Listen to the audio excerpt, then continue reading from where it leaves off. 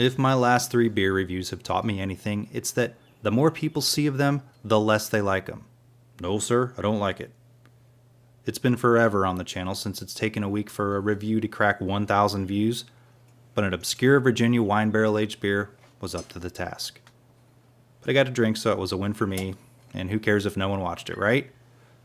So let's try this other one in my Beer Odyssey series of drinking bottles of things that taste like other things I don't really drink. The Hardywood Barrel Series Bourbon Cru from Hardywood Park Brewery out of Richmond, Virginia. Another Virginia brewery because I didn't learn my lesson the first time. At 12% alcohol by volume, this is like you drank a whole 6-pack of Michelob Ultra. It also must be noted the phrase, drank a whole 6-pack of Michelob Ultra, is the start of a story no one wants to hear. So let's pour it. It pours clear and it's not overly carbonated. The foam settles after a minute or two. The color is a dark tea color, a little amber, some brown. And you may remember from my 6th glass review where I said I wasn't as into quadruples as I wanted to be. Well, I do like this one a little better. How about the smell? At least it's better than saying, ugh, how about that smell? First off, it's got that licorice smell. I mean, not licorice because that's a different smell. Like liquor-ish. Ordinary, everyday guy knows what I'm talking about. I want to say bourbon is what I'm getting, mostly because the word bourbon is written on the bottle. There's some pleasant malts, honey. I think resiny. Is resiny an appropriate term? I read somewhere where somebody said raisiny. It's definitely not raisiny to me. I'm one of those people that always prefers the smell of liquor to its evil warm taste, and this has a nice smell. But how does it taste?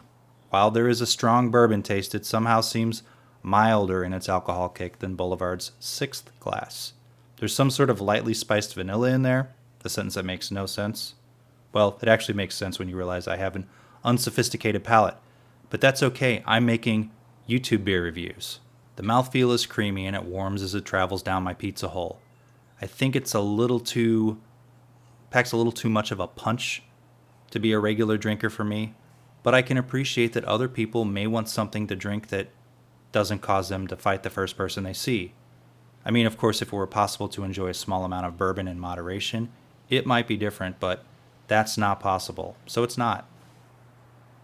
What are we talking about again? Oh yeah, the Hardywood.